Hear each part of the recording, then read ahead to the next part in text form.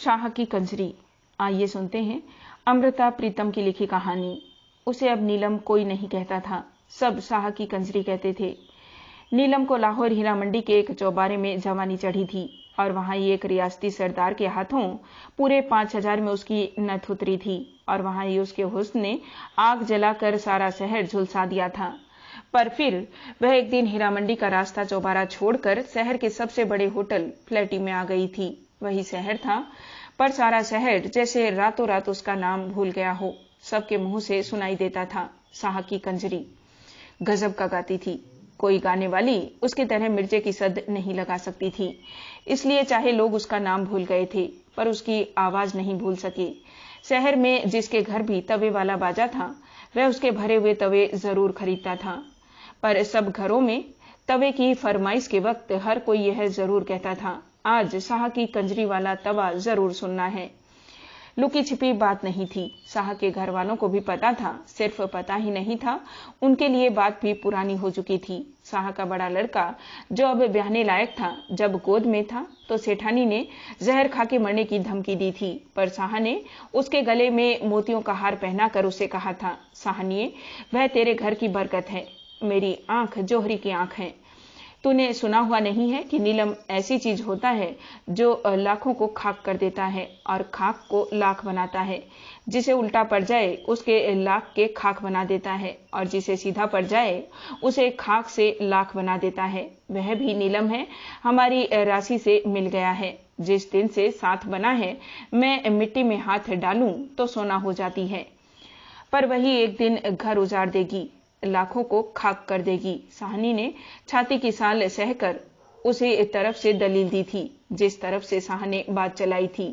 मैं तो बल्कि डरता हूं कि इन कंजरियों का क्या भरोसा, कल किसी और ने सब्जबाज दिखाए और जो वह हाथों से निकल गई तो लाख से खाक बन जाना है। शाह ने फिर अपनी दलील दी थी और साहनी के पास और दलील नहीं रह गई थी, सिर्फ वक्त के पास रह गई थी और वक्त चुप था, कई वर्षों से चुप था। शाह सचमुच जितने रुपए नीलम पर बहाता, उससे कई गुना ज्यादा पता नहीं कहां कहां से बहकर उसके घर आ जाते थे। पहले उसकी छोटी सी दुकान शहर के छोटे से बाजार में होती थी, पर अब सबसे बड़े बाजार में लोहे के जंगले वाली सबसे बड़ी दुकान उसकी थी। घर की जगह पूरा मोहल्ला ही उसका था, जिसमें बड़े खाते पीते किराएदार थे और जिसमें ठहकाने वाले घर को साहनी एक दिन के लिए भी अकेला नहीं छोड़ती थी।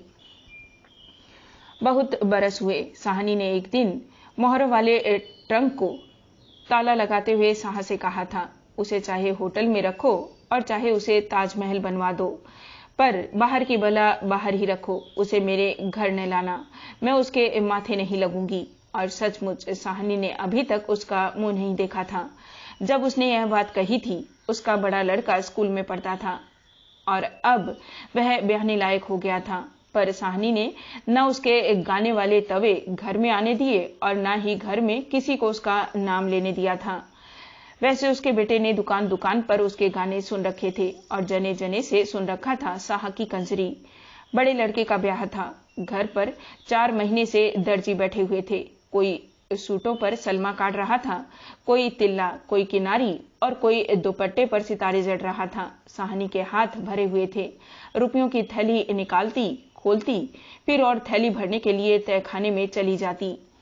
शाह के यार दोस्तों ने शाह की दोस्ती का वास्ता डाला कि लड़के के ब्याह पर कंजरी जरूर गंवानी है। वैसे बात उन्होंने बड़े तरीके से कही थी ताकि शाह कभी बल न खा जाए।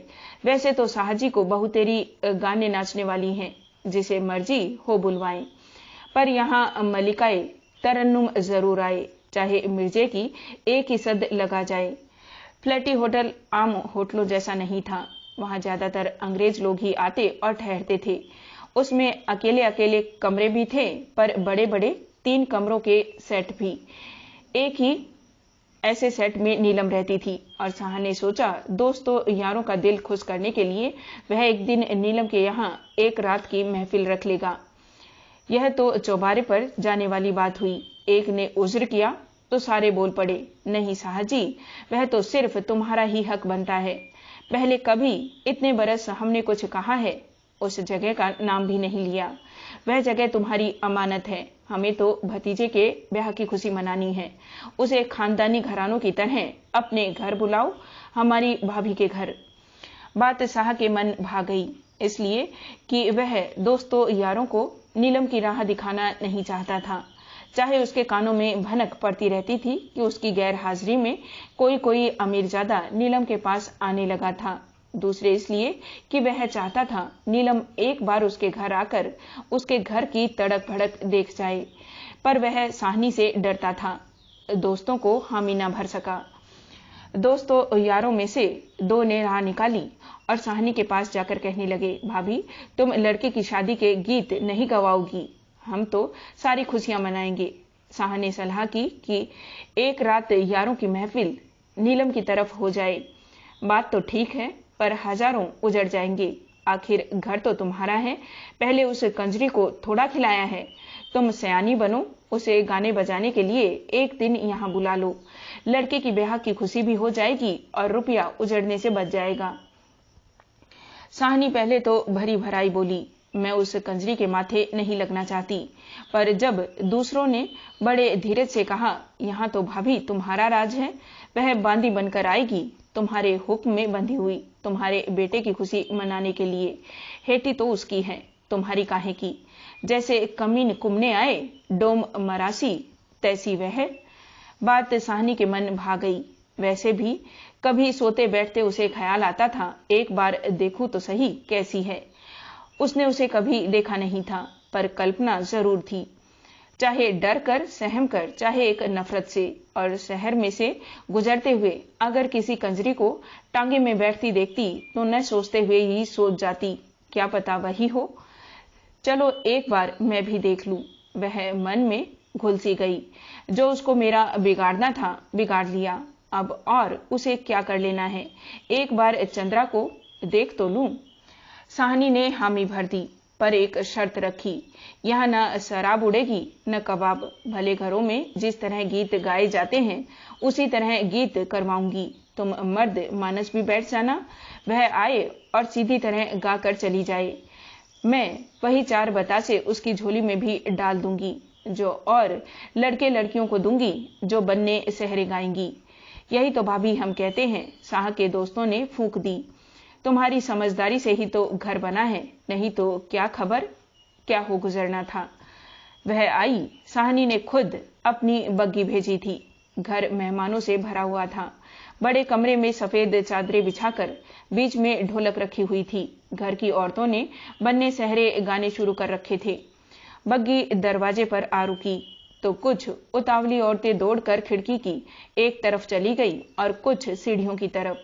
अरे बदसगुनी क्यों करती हो, सहरा बीच में ही छोड़ दिया, साहनी ने डांट सी दी, पर उसकी आवाज खुद ही धीमी सी लगी, जैसे उसके दिल पर एक धमक सी हुई हो। वह सीढ़ियां चढ़कर दरवाजे तक आ गई थी। साहनी ने अपनी गुलाबी साड़ी का पल्ला संवारा, जैसे सामने देखने के लिए वह साड़ी के सगुन वाले रंग का सहारा ले रही हो। सामने उसने हरे रंग का बांकड़ी वाला गरारा पहना हुआ था। गले में लाल रंग की कमीज थी और सिर से पैर तक ढलकी हुई हरे रेशम की चुनरी एक झिलमिल सी हुई। साहनी को सिर्फ एक पल यही लगा जैसे हरा रंग सारे दरवाजे में फैल गया था। फिर हरे कांच की चूड़ियों की छन छन हुई तो साहनी ने देखा एक गोरा गोरा हाथ एक झुके हुए माथे को छूकर आदाब बजा रहा है और साथ ही एक झनकती हुई सी आवाज, बहुत बहुत मुबारक साहनी, बहुत बहुत मुबारक। वह बड़ी नाजुक सी पतली सी थी, हाथ लगते ही दोहरी होती थी।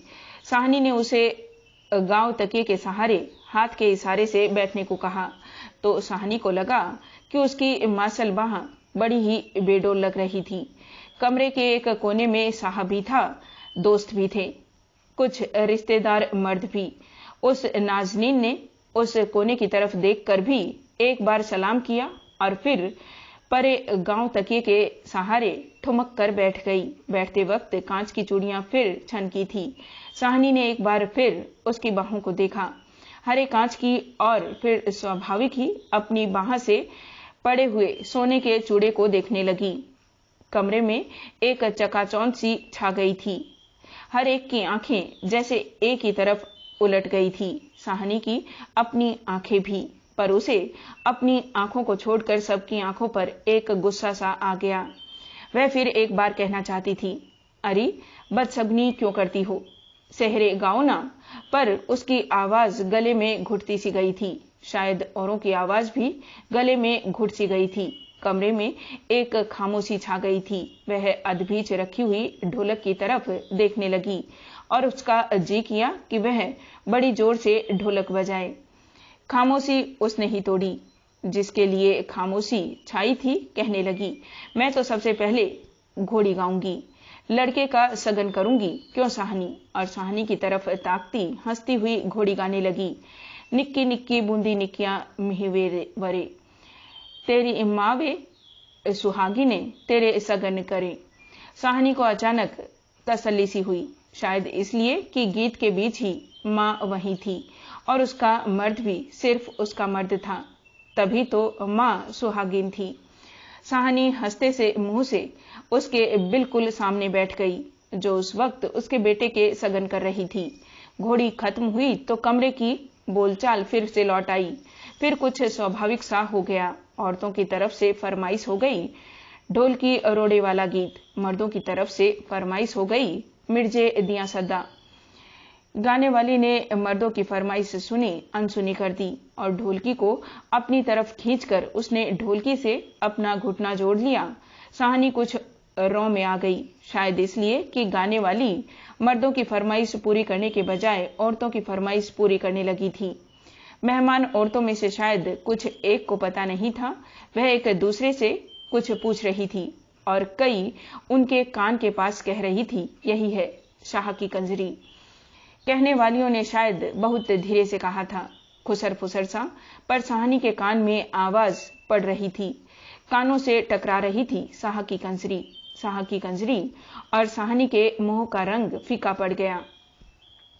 इतने में ढोलक की आवाज ऊंची हो गई और साथ ही एक गाने वाली की आवाज, सुहेबे चीरे वालिया में कहनिहा। और साहनी का कलेजा थम सा गया। वह सुए चीरे वाला मेरा ही बेटा है, सुख से आज घोड़ी पर चढ़ने वाला मेरा बेटा। फरमाइश का अंत नहीं था। एक गीत खत्म होता था, दूसरा गीत शुरू हो जाता। गाने वाली कभी औरतों की तरफ की फरमाइश पूरी करती, कभी मर्दों की। बीच बीच में कह देती, कोई और भी गाओ ना, मुझे सांस दिला दो। पर किसकी हिम्मत थी उसके सामने होने की? उसकी टल्ली सी आवाज, वह भी शायद कहने को कह रही थी, वैसे एक के पीछे झट दूसरा गीत छेड़ देती थी। गीतों की बात और थी, पर जब उसने मिर्जे की हेक लगाई, उठनी साहिबा सुतिए, उठ के दे दीदार, हवा का कलेजा हिल गया। कमरे में बैठे मर्द बुत बन गए थे। साहनी को फिर घबराहट सी हुई।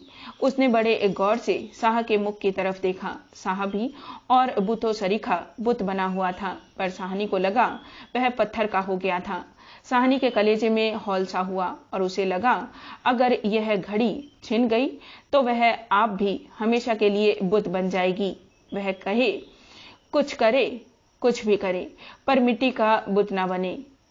काफी शाम हो गई, महफिल खत्म होने वाली थी। साहनी का कहना था, आज वह उसी तरह बतासे बांटेगी जिस तरह लोग उस दिन बांटते हैं, जिस दिन गीत बैठाए जाते हैं। पर जब गाना खत्म हुआ तो कमरे में चाय और कई तरह की मिठाई ला गई और साहनी ने मुट्ठी में लपेटा हुआ 100 का नोट निकालकर अपने बेटे के सिर पर से वारा और फिर उसे पकड़ा दिया, जिसे लोग शाह की कंजरी कहते थे। रहने दे साहनी, आगे भी तेरा ही खाती हूं, उसने जवाब दिया और हंस पड़ी। उसकी हंसी उसके रूप की तरह झिलमिल कर रही थी। साहनी के मुंह का रंग हल्का पड़ गया।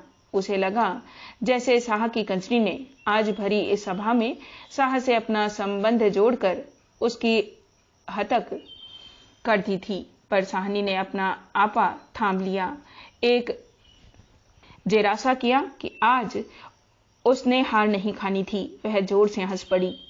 नोट पकड़ती हुई कहने लगी, शाह ने तो तूने नित देना है, पर मेरे हाथ से तूने फिर कब लेना है? चल आज ले ले। और शाह की कंजरी नोट पकड़ती हुई एक बार फिर से हिनी सी हो गई। कमरे में साहनी की साड़ी का सगुन वाला गुलाबी रंग फैल गया।